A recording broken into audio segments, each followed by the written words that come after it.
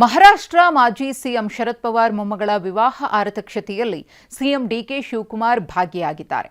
ಮುಂಬೈನಲ್ಲಿ ನಡೆದ ಸಂಸದೆ ಸುಪ್ರಿಯಾ ಸುಳೆ ಪುತ್ರಿ ರೇವತಿ ಮತ್ತು ಅಳಿಯನಿಗೆ ಡಿಕೆ ಶಿವಕುಮಾರ್ ಅವರು ಶುಭ ಕೋರಿದ್ರು. ಸಿಎಂ ಡಿಕೆ ಶಿವಕುಮಾರ್ ಉದ್ಧವ್ ಠಾಕ್ರೆ ನಿವಾಸಕ್ಕೂ ಭೇಟಿ ನೀಡಿದ್ರು. ನಿವಾಸಕ್ಕೆ ಬಂದ ಡಿಕೆ ಶಿವಕುಮಾರ್ ಅವರಿಗೆ ಉದ್ಧವ್ ಠಾಕ್ರೆ ಭವ್ಯ ಸ್ವಾಗತ ಕೋರಿದ್ರು.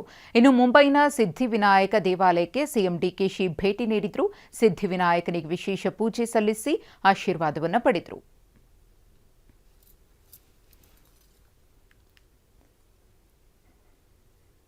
ಮಹಾರಾಷ್ಟ್ರದ ಮಾಜಿ ಸಿಎಂ ಶರದ್ ಪವಾರ್ ಮೊಮ್ಮಗಳ ವಿವಾಹ ಆರತಕ್ಷತೆಯಲ್ಲಿ ಸಿಎಂ ಡಿಕೆ ಶಿವಕುಮಾರ್ ಅವರು ಭಾಗಿಯಾಗಿ ನವದಂಪತಿಗೆ ಶುಭ ಕೋರಿದ್ದಾರೆ. ಹಾಗೆಯೇ ಉದ್ಧವ್ ಠಾಕ್ರೆ ಅವರನ್ನು ಕೂಡ ಭೇಟಿಯಾಗಿದ್ರು. ಗಮನಿಸ್ತಾ ಇದ್ದೀರಿ ಉಭಯ ನಾಯಕರ ಕುಶಲೋಪರಿ. ಅದಾದಮೇಲೆ ಸಿದ್ಧಿವಿನಾಯಕ ದೇಗುಲಕ್ಕೂ ಕೂಡ ಡಿಕೆ ಶಿವಕುಮಾರ್ ಅವರು ಭೇಟಿಯನ್ನು ಕೊಟ್ಟು ವಿಶೇಷ ಪೂಜೆ ಪುನಸ್ಕಾರದಲ್ಲಿ ಭಾಗಿಯಾಗಿದ್ರು.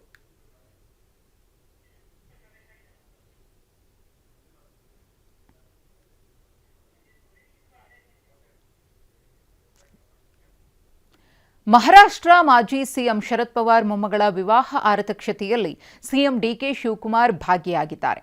ಮುಂಬೈನಲ್ಲಿ ನಡೆದ ಸಂಸದೆ ಸುಪ್ರಿಯಾ ಸುಳೆ ಪುತ್ರಿ ರೇವತಿ ಮತ್ತು ಅಳಿಯನಿಗೆ ಡಿಕೆ ಶಿವಕುಮಾರ್ ಅವರು ಶುಭ ಕೋರಿದ್ರು. ಸಿಎಂ ಡಿಕೆ ಶಿವಕುಮಾರ್ ಉದ್ಧವ್ ಠಾಕ್ರೆ ನಿವಾಸಕ್ಕೂ ಭೇಟಿ ನೀಡಿದ್ರು.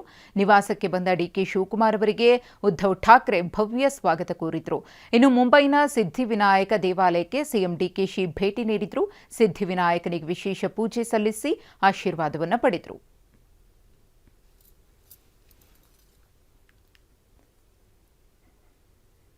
ಮಹಾರಾಷ್ಟ್ರದ ಮಾಜಿ ಸಿಎಂ ಶರದ್ ಪವಾರ್ ಮೊಮ್ಮಗಳ ವಿವಾಹ ಆರತಕ್ಷತೆಯಲ್ಲಿ ಸಿಎಂ ಡಿಕೆ ಶಿವಕುಮಾರ್ ಅವರು ಭಾಗಿಯಾಗಿ ನವದಂಪತಿಗೆ ಶುಭ ಕೋರಿದ್ದಾರೆ.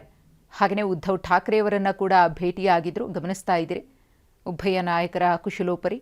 ಅದಾದಮೇಲೆ ಸಿದ್ಧಿವಿನಾಯಕ ದೇಗುಲಕ್ಕೂ ಕೂಡ ಡಿಕೆ ಶಿವಕುಮಾರ್ ಅವರು ಭೇಟಿಯನ್ನು ಕೊಟ್ಟು ವಿಶೇಷ ಪೂಜೆ ಪುನಸ್ಕಾರದಲ್ಲಿ ಭಾಗಿಯಾಗಿದ್ರು.